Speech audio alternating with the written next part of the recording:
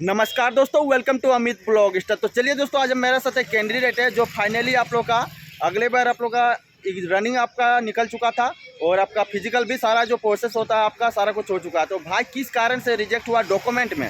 काफ़ी लोग डॉक्यूमेंट में बहुत सारा प्रॉब्लम होता है, आगे आप लोग रनिंग वगैरह सारा कुछ आप लोग कर लेते हैं, बट आप लोग का डॉक्यूमेंट में बहुत सारे लोग यहाँ पर रिजेक्ट हो जा रहे हैं। बस किस कारण से रिजेक्ट हो रहा है, भाई से जो प्रॉब्लम हुआ था भाई से सुन लीजिए एक बार। भाई सबसे पहले आप अपना नाम बता दीजिए। मेरा नाम प्रिंस कुमार दुबे है और सबसे पहले जय हिंद। जय हिंद। तो सबसे पहले तो फिजिकल के डॉक्यूमेंट के बारे में बात कर लेते हैं हम। हाँ। तो फिजिकल के डॉक्यूमेंट में कोई ज़्यादा कुछ नहीं चाहिए, ना डोमिसाइल चाहिए, ना आपको अपना कास्ट सर्टिफिकेट चाहिए, कुछ नहीं चाहिए आपको। बस आपका एक फ़ोटो आईडी प्रूफ होना चाहिए गवर्नमेंट का, जैसे Aadhaar card, PAN card, driving licence या मैट्रिकुलेशन सर्टिफिकेट, कुछ भी चलेगा, बस उसमें फ़ोटो होना चाहिए और ओरिजिनल होना चाहिए। वो ओरिजिनल आपको वो लेके जाना पड़ेगा और 4 फोटोग्राफ लेके जाने पड़ेंगे और एडमिट कार्ड जो प्रिंट करा के कॉल लेटर आपका वो लेके जाना पड़ेगा। बस फिजिकल के ये कोई डॉक्यूमेंट का कोई और कुछ नहीं चाहिए आपको इससे ज़्यादा। फिजिकल में बस ये डॉक्यूमेंट चाहिए। फिजिकल के बाद क्या क्या डॉक्यूमेंट चाहिए वो भी एक बार आप बता दीजिए। देखिए, फिजिकल के बाद सबसे पहले तो कि डॉक्यूमेंट में रिजेक्ट होना सबसे बड़ा बेवकूफ़ी का काम है। अगर आप फिजिकल पास कर लेते हैं तो इतना मेहनत करने के बाद पढ़ाई किए, फिर दौड़े, उसके बाद डॉक्यूमेंट में बाहर हो जाते हैं तो ये तो बहुत बुरा बात है।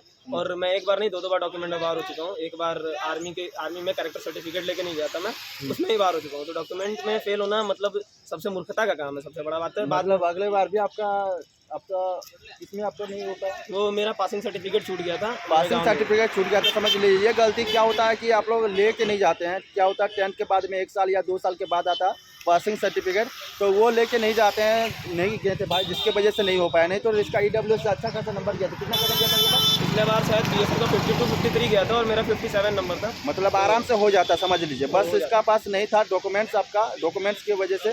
तो आपका ये बता दीजिए भाई कि जैसे कि आपका फिजिकल का तो आप बता दिए क्या क्या डॉक्यूमेंट्स लगेगा, लेकिन फिजिकल के बाद क्या क्या डॉक्यूमेंट्स लगेगा ये एक बार बता दीजिए, ताकि पहले ही रेडी रहे सब लोग, तभी दिक्कत नहीं होगा। क्योंकि इस बार है कि प्रोसेस आप लोग का बहुत जल्दी चल रहा है, इसलिए आप थोड़ा सा बता दीजिए कि फिजिकल के बाद अभी तो सबको पता है कि ये भर्ती जो है मिशन मोड के अंदर चल रहा है। हाँ। तो ऑलमोस्ट मेरे को लगता है, जहाँ तक मेरे अकॉर्डिंग, सितंबर अक्टूबर तक ऑलमोस्ट इसका ज्वाइनिंग लेटर आ जाना चाहिए। तो डॉक्यूमेंट बनवाने का भी टाइम कम है, मेडिकल का भी टाइम कम है, और सबसे बड़ा बात है सेफ़ रहिए। सबसे बड़ा बात सबसे पहले सेफ़ रहिए, फिजिकल निकालिए आराम से। और डॉक्यूमेंट में आपको मैट्रिकुलेशन सर्टिफिकेट ले जाना है, मैट्रिक मार्कशीट ले जाना है। अगर आपने हाईएस्ट क्वालिफिकेशन वहाँ पे 12th डाला है तो 12th का मार्कशीट ले जाना है। अपना डोमिसाइल सर्टिफिकेट, जहाँ से आपने फॉर्म डाला है वहाँ का डोमिसाइल सर्टिफिकेट लेके जाना है। और आपको आधार कार्ड लेके जाना है अपना।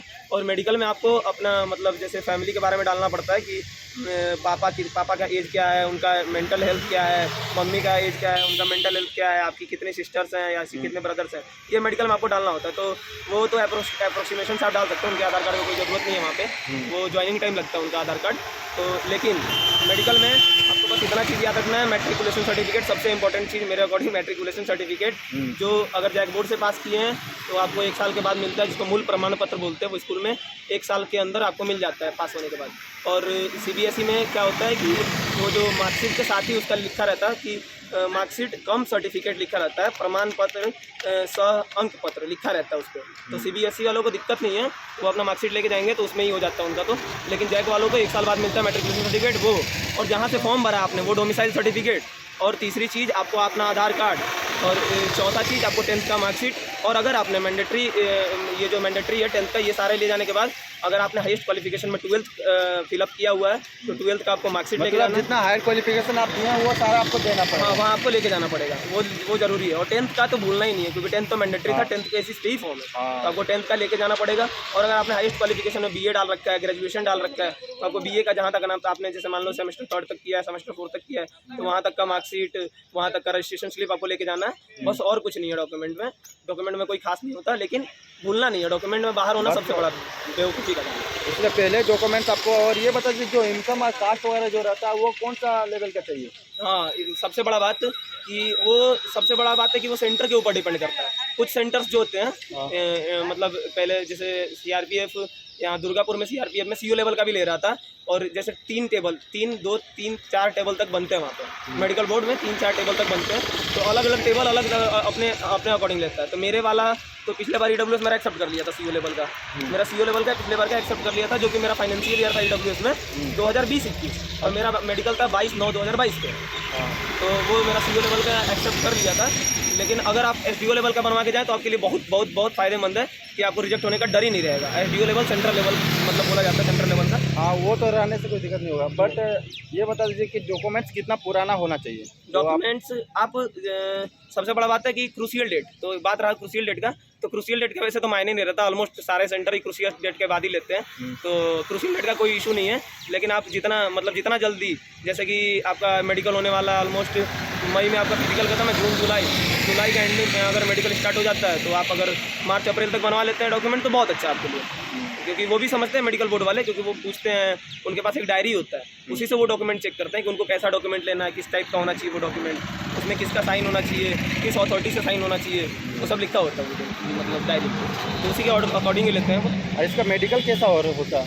तो इसका मेडिकल ऑलमोस्ट 2 दिन तक तो चल ही जाता है, 2 दिन तक, जैसे एक दिन आप रिपोर्ट करेंगे तो अगले दिन आपको शाम को रिजल्ट मिल जाएगा, ठीक है। और रिजल्ट मिलने के बाद कहीं कहीं पे आपको स्लिप मिलता है, कहीं कहीं पे आपको स्लिप नहीं मिलता है। तो पहले दिन तो आपको इंटरनल चेकअप होता है, जैसे ब्लड, यूरिन, एक्सरे वगैरह, उसके बाद आपको भेज दिया जाता है, ठीक है। आप वहीं बाहर स्टे करेंगे, फिर अगले दिन ही आपको वही एडमिट कार्ड लेके इंटर करना पड़ेगा। पूरी इंटर करने के बाद वहाँ पे अगले दिन होगा आपका नौकनी, उसके बाद कैरी एंगल, उसके बाद जितना भी चेक है DNS, ईयर, आई, BP, मतलब सारा एकदम चेक होगा ना? प्रॉपर चेक होता है। GD का मेडिकल आसान नहीं है, मेरे अकॉर्डिंग तो टफ ही है GD का मेडिकल। और नौकरी वगैरह? नौकरी जैसे कि अगर आपको थोड़ा सा है तो वहाँ पे चल जाता है, लेकिन वहाँ पे आपको कॉन्फिडेंट मतलब रहना पड़ेगा कि हाँ मेरे को नहीं है, क्योंकि वो भी समझते हैं मेडिकल बोर्ड वाले कि ये आगे जाके एक्सरसाइज करेगा तो ठीक हो जाएगा, इसमें उसमें कोई दिक्कत नहीं आता। तो नौकरी आपका थोड़ा सा होगा तो चलेगा, लेकिन अगर आप उसको एक्सरसाइज करके अगर उसको बेटर कर लेते हो तो आपके लिए बहुत बढ़िया है। तो भाई लोग, आप लोग बिल्कुल सब लोग जितना भी लोग देख रहे हो वीडियो को, तो बिल्कुल आप लोग समझ गए होंगे। और एक बार आप लोगों को फिर से एक बार रिपीट करवा दे रहे कि आपको अभी फिजिकल में क्या क्या डॉक्यूमेंट्स लेके जाना भाई, एक बार फिर से रिपीट कर देना। फिजिकल में डॉक्यूमेंट का कोई टेंशन लेना ना, याद रखना फिजिकल में आपको चाहिए एडमिट कार्ड, जो CRPF वेबसाइट में मिल जाएगा आपको, जो आपका कॉल लेटर जो आप ये बता दीजिए, एडमिट कार्ड आपका रंगीन होना चाहिए? बहुत लोगों को कंफ्यूज होता है, रंगीन होता या जेरॉक्स में, किस टाइप से लेके जाना? नहीं, जेरॉक्स भी चलेगा, कोई दिक्कत नहीं है। रंगीन कोई इंपॉर्टेंट नहीं है कि रंगीन लेके जाना, आप जेरॉक्स लेके जाएंगे तो आपको एंट्री नहीं मिलेगा, ऐसा कुछ नहीं है। और ये बता दीजिए कि जो फोटो आपका एडमिट कार्ड में लगा रहता है वही फोटो लेके जाना है या दूसरा फोटो भी चलता है? नहीं, उन्होंने साफ कहा है कि हाल का ही फोटो होना चाहिए। तो हाल का ही तो फॉर्म तो सितंबर में ही स्टार्ट हुआ है, तो मतलब हाल का ही फोटो होगा। मतलब बेटर रहेगा अगर वो फोटो अगर हो जो लगा होगा एडमिट कार्ड में, वो फोटो लेके अगर जाते तो वो बेटर रहेगा ना? हाँ, वो भी ठीक है। और अगर नहीं है आपके पास तो वैसा कोई इशू नहीं होने वाला उससे, आप मतलब नया फोटो खिंचा के भी जा सकते हैं, आपको कोई दिक्कत नहीं आने वाला। आप अगर आपके पास वो भी है तो वो और बढ़िया है, फिर कोई दिक्कत नहीं है उसका। लेकिन डॉक्यूमेंट में बस एडमिट कार्ड, आधार कार्ड और 4 फोटो एकदम जरूरी है। 4 फोटो सबसे इंपॉर्टेंट चीज़ है, क्योंकि उन्होंने नंबर 1 पे ही मेंशन करके रखा है कि 4 फोटो सबसे ज़रूरी चीज़ है। 4 फोटो, आधार कार्ड, एडमिट कार्ड, 4 फोटो बस। आधार कार्ड नहीं हो तो पैन कार्ड, जिसमें फ़ोटो हो आपका, जो भी गवर्नमेंट ID प्रूफ है उस पर फ़ोटो होना चाहिए। मैट्रिकुलेशन सर्टिफिकेट, मैट्रिकुलेशन मार्कशीट, कुछ भी चलेगा, बस उस पर आपका फ़ोटो होना चाहिए। जो गवर्नमेंट ID प्रूफ है उसका आपका फ़ोटो होना चाहिए, आधार कार्ड और एडमिट कार्ड, और 4 फोटो बस। इसके अलावा कुछ डॉक्यूमेंट नहीं चाहिए आपको, बस। उसका जैसे आपको यहाँ पर होता है वहाँ पर, उसके बाद आपको क्या कर, बस इतना डॉक्यूमेंट्स लेके आना है बस। उसके बाद आपका ऐसा नहीं है कि यहाँ पर आने के बाद आपको जाति आवासीय अगर किसी को हाइट वगैरह में छूट चाहिए उन लोगों के लिए? वो तो SC ST का उनके बारे में मेरे को पता नहीं, लेकिन हाँ जहाँ तक पता है मेरे को कि SC ST का अगर PST में ही छूट मिलता है, PET में तो किसी को छूट नहीं मिलता, क्योंकि PET होता है फिजिकल एफिशिएंसी टेस्ट, तो उसमें 5 किलोमीटर ऑलमोस्ट सबको भागना पड़ता है 24 मिनट के अंदर। तो PST में मिलता है, फिजिकल स्टैंडर्ड टेस्ट में 5 सेंटीमीटर पड़ेगा, लेकिन ना हाँ 5 सेंटीमीटर का छूट मिलता है उसमें।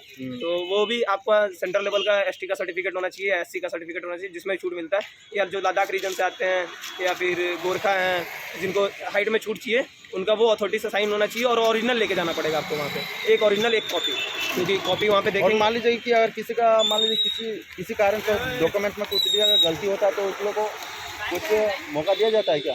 मौका फिजिकल में तो चांस कम है, तो और डॉक्यूमेंट में मेरे को नहीं लगता वहाँ पे कोई रिजेक्ट होता है। डॉक्यूमेंट में, जैसे कि आपका 1 दिन का है ना, तो आपको अगर फिजिकल में आपको अगर आपका डेट बढ़वाना है, अपने आपका फिजिकल का डेट बढ़वाना है, तो वहाँ पे 1-2 दिन पहले जाके आपको एप्लीकेशन देना पड़ता है। और वो भी चांस कम है कि सेंटर वाले आपका फिजिकल चेंज करें ना करें, उनके मूड के ऊपर है। हाँ, लड़कियों का हो सकता है, जैसे लड़कियों का प्रेगनेंसी का वो सीन है। हाँ, वो तो आया इस बार आप लोग का। हाँ, तो वो लड़कियों का मिल सकता है एक्सटेंशन, जैसे उनका प्रेगनेंसी चेक होता है, तो वो जो भी है लड़कियों को छूट मिल जाता है। लेकिन लड़कों का क्या है कि बहुत ज़्यादा सीरियस कंडीशन हो ना, तो ही चांस बन पाता है, वरना फिजिकल का डेट एक्सटेंड होना बहुत मुश्किल है। तो डॉक्यूमेंट आप संभाल के ले जाइए, बाकी सब सही। तो चलिए दोस्तों, सभी लोग को एक बार फिर से जय हिंद। और भाई से मिलकर बहुत अच्छा आ रहा है। A to Z आप लोगों को इन्फॉर्मेशन मिल गया इस वीडियो में, तो बिल्कुल चैनल को सब्सक्राइब कर लेना आप लोग, जितना भी भाई लोग हो। और यहाँ पर पूरा डिटेल के साथ आप लोग वीडियो देख लीजिएगा, पूरा डिटेल के साथ ये वीडियो बनाया है। और नेक्स्ट वीडियो आप लोग का A to Z आप लोग को इन्फॉर्मेशन देंगे इस वीडियो में। और चलिए दोस्तों, मिलते हैं सभी नेक्स्ट वीडियो पर। सभी लोग को जय हिंद।